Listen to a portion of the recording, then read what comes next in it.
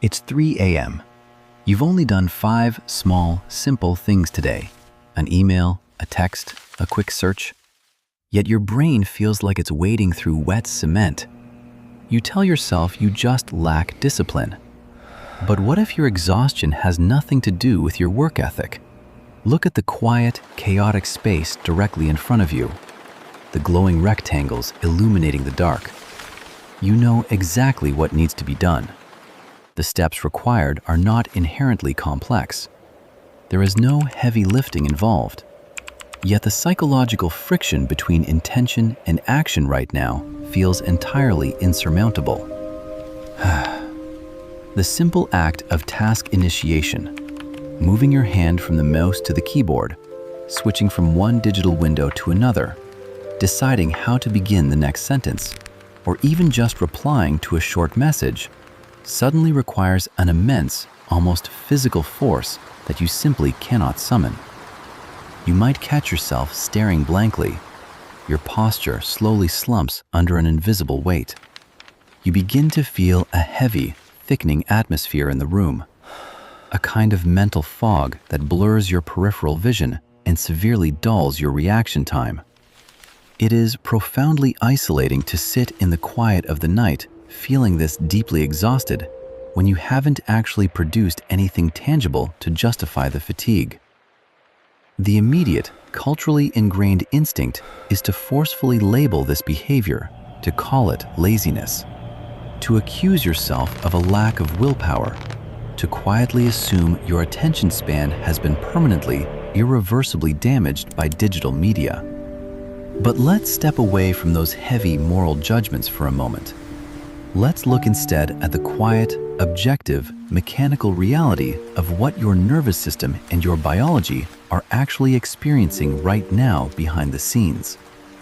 Every single time you glance away from an unfinished email to check a sudden notification on your phone, you are engaging in context switching. From the outside, it looks like a harmless microsecond glance, but inside the brain, it is a massive structural event.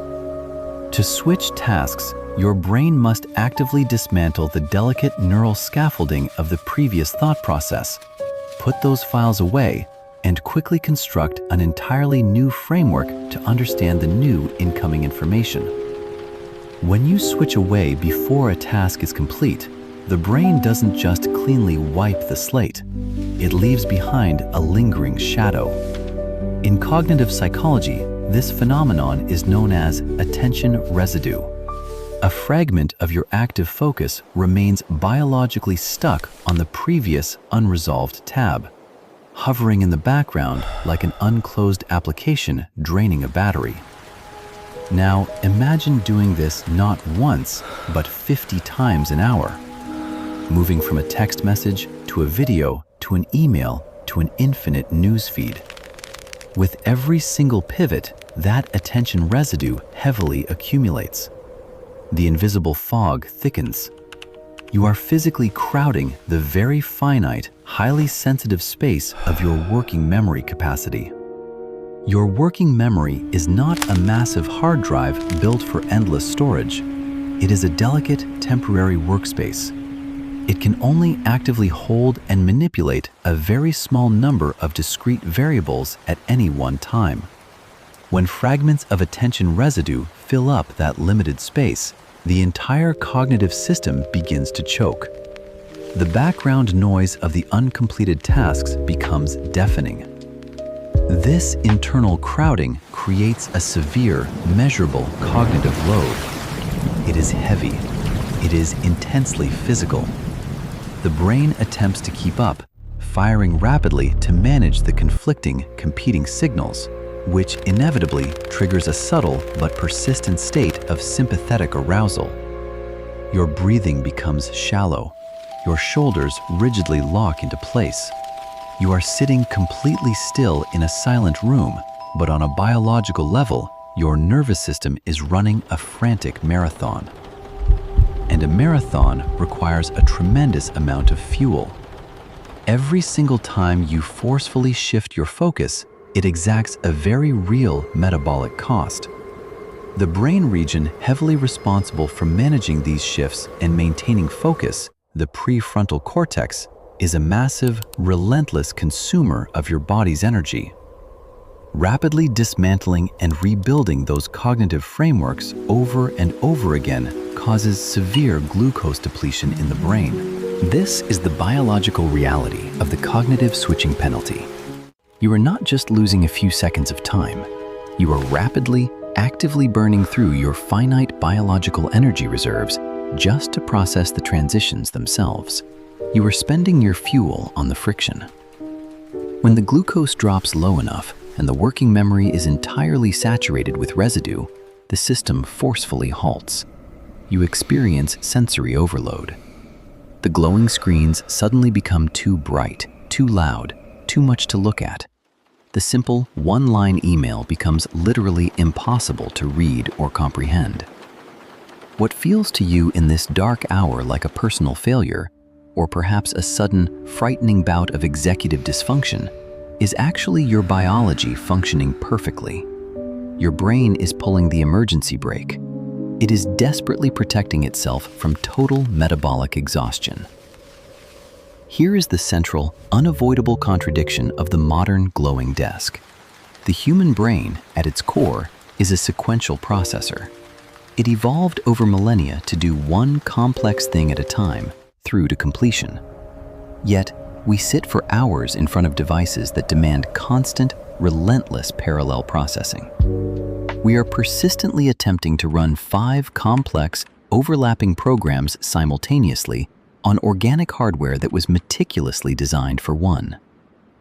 When you fully understand this mechanism, the heavy, suffocating shame begins to lift. Your attention span is not broken. Your brain is not destroyed. You are simply full. You have safely reached the structural, biological limit of your capacity. The paralyzing fog you feel is just the inevitable mechanical result of asking a sequential machine to do the impossible.